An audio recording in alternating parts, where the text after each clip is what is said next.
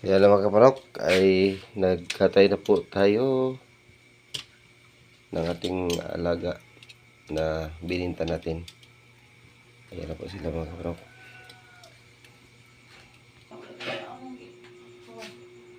So, ayan. Dalawa. Tapos na po.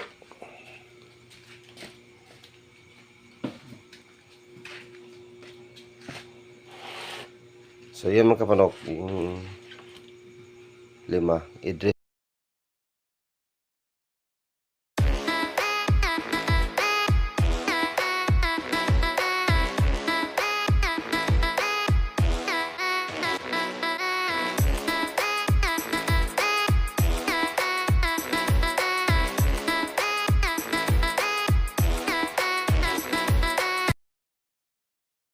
Right mga kapanok, magandang araw po sa atin. O gabi na po. Ngayong mga kapanok ay nahuli po tayo ng ating mga alagang manok dahil may bumili sa atin ng 5 kilo na manok. So, tamang-tama dahil may tag-1 kilo na po tayo na mga native na manok. So ngayon mga kapanok, nandito yung 5. Yan, yung 5. Yan sila po mga kapanok, yung 5. So, itong 5 mga kapanok ay katayin natin dahil gusto sa bumili sa atin na yung manok ay kanang malinis na yung katayin natin. Pati yung kanyang laman loob ay tanggalin natin para pag bukas, pag kuha nila ay malinis na yung hindi lang in-order na manok. So, yan mga kapanok, update ko po kayo pag magkatay na po kami ng ating mga alaga. Gawin natin itong dress chicken. Kaya lang mga kapanok ay nagkatay na po tayo ng ating alaga na bininta natin. Ayan na po sila mga kapanok.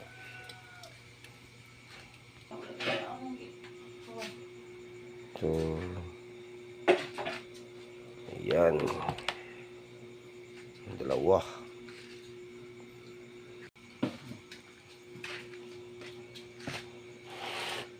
So yan mga kapanok, yung 5, i-dress namin ito dahil kukunin na to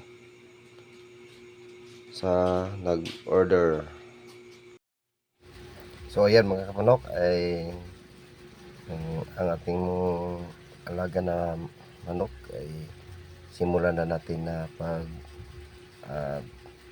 hinisan. Nagdot-dot na po tayo mga kapanok ng kanilang balahibo. Ayan,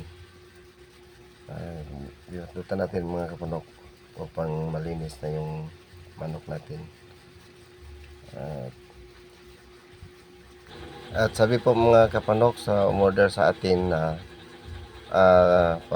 tayo na lang ang magkatay at maglinis ng manok na in-order nila dahil hindi daw sila marunong mga kapanok na magkatay ng manok at saka yung linis ng balahibo o pagdot-dot ng kanyang balahibo. So mahirapan daw sila mga kapanok. So kaya tayo na lang ang lilinis mga kapanok. Pero walang problema yan dahil may additional naman po silang binabayad sa atin upang yung ating manok ay malinis. So sabi po ng umorder sa atin mga kapanok na yung umorder nito na dahil siya ay napagutusan lang, yung mga babae lang ang magkuhan nito, magluluto, mga babae, kasama sila mga lalaki dahil kasamaan sa trabaho mga kapanok ay gusto nila nga mag banding-banding. Lahat sila ay mga babae, ako lang mga lalaki. So yan, ah, gusto nila nga yung manok na kukunin nila sa atin ay malinis na at saka lulutuin na lang nila pagdating doon sa kanila. So yan mga kapanok, tayo po ay naglilinis ng ating manok at yan 5 piraso yan mga kapanok at 5 kilo po yan ang ating nililinis. So ayan mga kapanok, natapos na din natin paglinis yung ating mga lagang manok at saka ready na po sila mga kapanok. At sa wakas mga kapanok ay tayo po ay natuwa dahil yan, dumating na yung kumuha ng ating yung umorder ng ating alagang manok, yung dress natin mga kapanok na native na manok. So ayan mga kapanok, hindi na po siya mga kapanok kilala po dito sa ating video dahil siya lang po ay napag-utusan na kunin yung manok na nilinis natin. So yan mga kapanok, ay sa puntong yan ay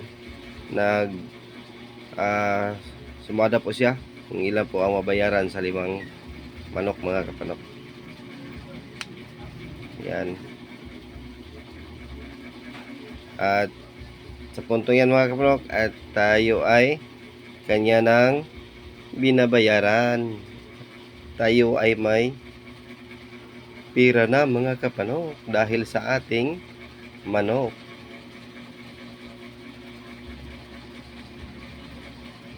So yan lang muna mga kapanok ang ating video sa araw na ito.